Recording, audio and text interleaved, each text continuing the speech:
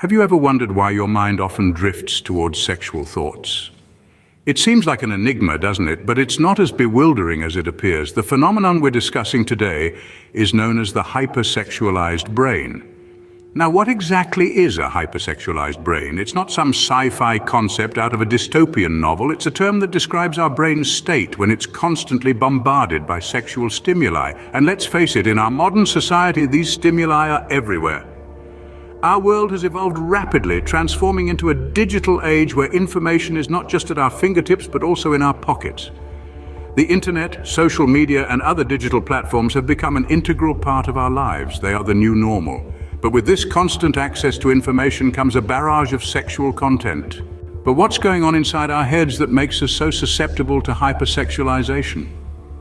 Well, the answer lies in a complex interplay of hormones, neurotransmitters, and the brain's reward system. Let's break it down. Firstly, hormones play a vital role. Testosterone, often associated with sexual drive in both men and women, is a key player. When testosterone levels rise, so does sexual desire. But it's not just about testosterone. Other hormones like dopamine and serotonin, which are neurotransmitters, also play a role. Dopamine, often referred to as the feel-good hormone, is released in our brain during pleasurable activities, including sexual activity. It's like a reward for our brain, encouraging us to repeat the activity that caused its release. On the other hand, serotonin helps regulate our mood and inhibit impulsive behaviors, acting like the brakes to dopamine's accelerator. Now, it's not just these biological factors at play. Our brain's reward system further fuels hypersexualization. When we engage in an activity that we find pleasurable, our brain's reward system lights up, releasing a flood of dopamine. This creates a powerful incentive to seek out the same pleasure again, leading to a cycle of desire and gratification. But here's the catch. This reward system can be hijacked by environmental triggers.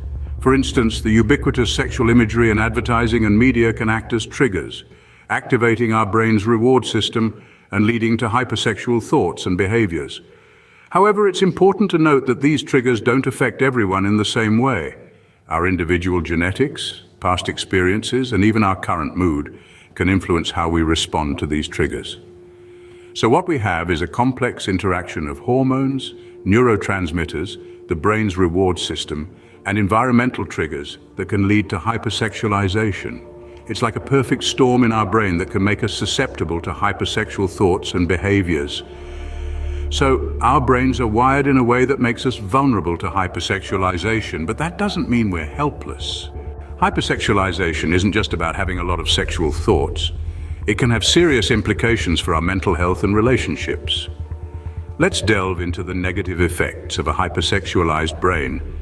First off, there's the risk of addiction. Just like any other addictive behavior, hypersexualization can become a coping mechanism, a way to escape reality. It can start to take up a lot of your time and energy, leading to decreased productivity. You may find yourself constantly distracted by sexual thoughts, affecting your ability to focus on work, studies, or even simple daily tasks. Then there are the potential relationship issues. Hypersexualization can lead to unrealistic expectations about sex and relationships, which can cause strain between partners. It might also lead to infidelity, as the constant craving for sexual stimulation can make it difficult to stay faithful. This can result in a cycle of guilt and shame, further exacerbating the issue. Mental health problems like anxiety and depression can also be linked to a hypersexualized brain. The constant preoccupation with sexual thoughts can lead to feelings of guilt, shame, and distress. This might cause you to isolate yourself from others, leading to loneliness and, in severe cases, depression.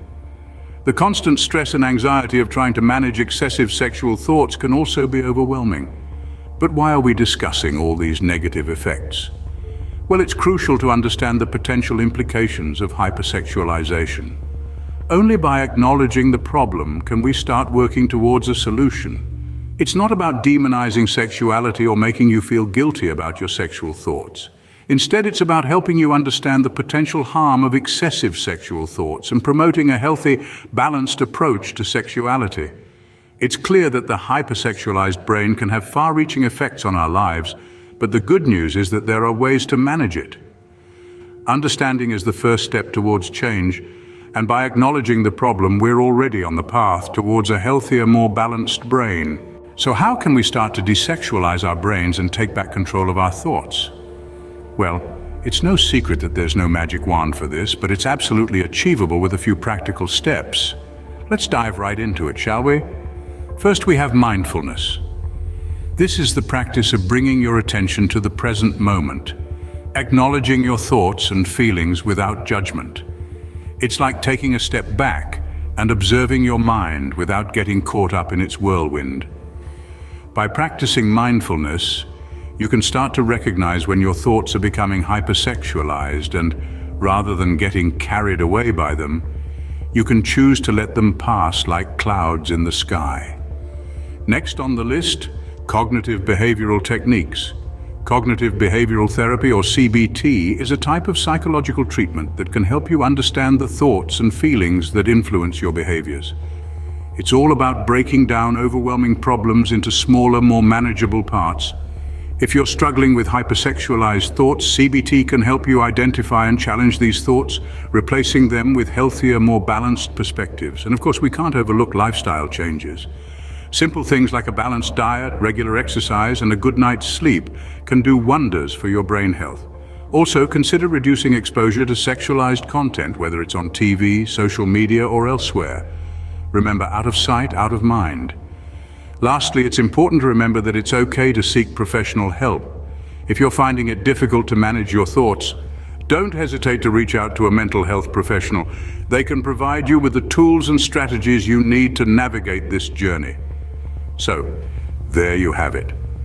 A combination of mindfulness, cognitive behavioral techniques, lifestyle changes, and professional help can go a long way in desexualizing your brain. Remember, it's not about suppressing your sexual thoughts, but about gaining control over them. With the right strategies, we can begin to desexualize our brains and reclaim our mental space. Desexualizing the brain isn't a one-time fix, it's a journey towards a more balanced and healthy mind. Just like the most rewarding voyages, this journey requires patience and consistency.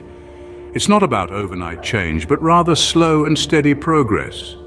It's about building new habits, creating healthier patterns, and redefining your relationship with your own mind.